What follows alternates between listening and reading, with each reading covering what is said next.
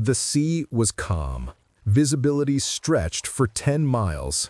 In these near-perfect conditions, a superyacht would soon sink a tanker in a violent yet avoidable collision. When the final grinding impact came, it set in motion a tragedy that should never have happened. Investigators would later uncover that the cause wasn't a sudden storm or a catastrophic mechanical failure.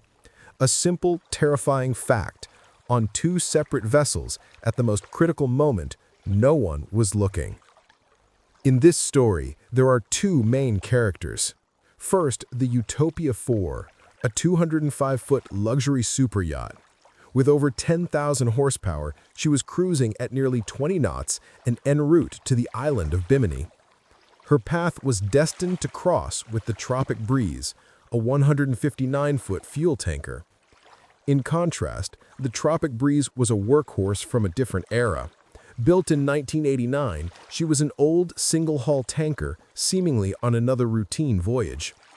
But a chain of failures, unseen in the dark, was being forged and would soon turn this routine voyage into their last voyage. The first link in the chain was a piece of inoperative equipment. On the TROPIC BREEZE, a critical safety device, the Automatic Identification System, or AIS, was silent. It hadn't transmitted their position, name, speed, and other critical information in 11 months. Worst of all, the parts needed for the repair were on board. Travel restrictions prevented the technician from attending to complete the repairs. To the rest of the world, she was a ghost ship. The chain of failures increased. On the TROPIC BREEZE, the crew had one radar in use and one inoperable. The radar in use had a massive blind spot directly behind their stern.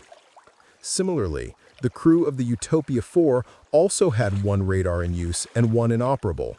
However, the radar in use was deliberately set to a mere 3-mile range.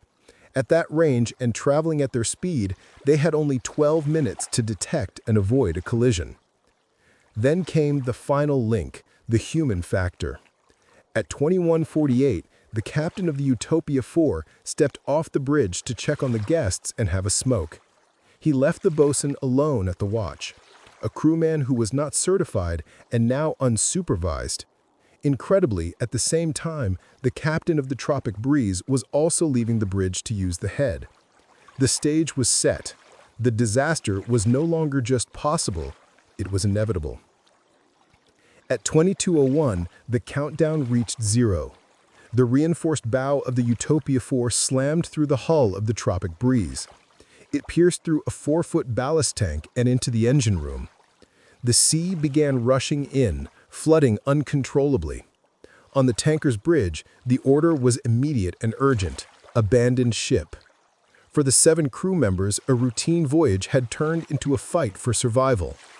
In the chaos and with alarms wailing, they launched their life raft and rescue boat into the dark water. Aboard the Utopia IV, the crew, fully aware of the collision, sprang into action. The chief engineer restarted the engines.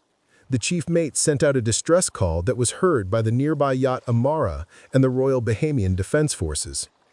The Utopia IV then maneuvered to recover the crew of the TROPIC BREEZE. They lowered their stern swim platform in a desperate rescue attempt. It was futile.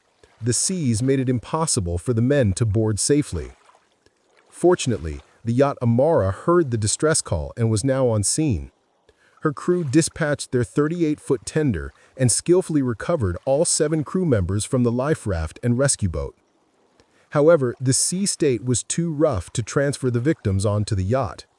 The decision was made to take them to Nassau in the tender. They arrived safely hours later. Just 25 minutes after the impact, the TROPIC BREEZE was gone, beneath the waves and resting over 9,000 feet down. In the final accounting of the disaster, the most important outcome was this: the swift subsequent actions of the TROPIC BREEZE, Amara, and Utopia IV led to the rescue of all crew members. Gratefully, the chain of failures led to the loss of a vessel, but miraculously, not a single life.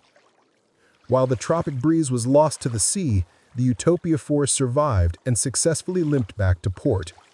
After an estimated $2.4 million, she was put back into service and is sailing today. A permanent moving reminder of a night where disaster struck and everyone survived. In the aftermath, investigators faced a stark question. How did this happen? Their investigation was meticulous.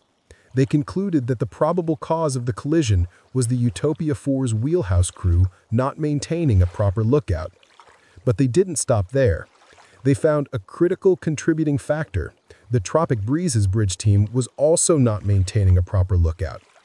It was a perfect storm of inattention, a complete breakdown in the most basic principle of seamanship on both vessels. To prevent a tragedy like this from happening again, the investigators did not need to issue complex technical directives. Instead, their findings served as a powerful reminder of a timeless rule. They stressed that a proper lookout must be kept. Bridge teams must be staffed with certified mariners, familiar with all their equipment, and able to take immediate independent action. The report is a lesson, a permanent reminder that in the maritime world, the most dangerous threat isn't always storms, but often complacency and compounding mistakes. The story of the TROPIC BREEZE and Utopia IV is a chain of cascading failures. From my perspective as a deck officer, I believe the fault is shared between both vessels and even their companies. The rules of the road clearly state that it is the duty of the overtaking vessel to give way. But it also states that if a vessel is not taking appropriate action, then it becomes the responsibility of both vessels to take action to avoid a collision. Both ships also had equipment in need of repair, which is often because of the company, although it could have been the crew. Additionally, the captain of the TROPIC BREEZE made an excellent decision in quickly recognizing that his ship could not be saved and giving the order to abandon ship. Post-collision, the Amara and Utopia IV did a great job in rescuing all crew members. Most importantly, everyone survived. What do you think was the single most critical failure that sealed the fate of the TROPIC BREEZE? This channel is dedicated to analyzing these events through the eyes of a current mariner and to ensure these lessons are learned and never forgotten.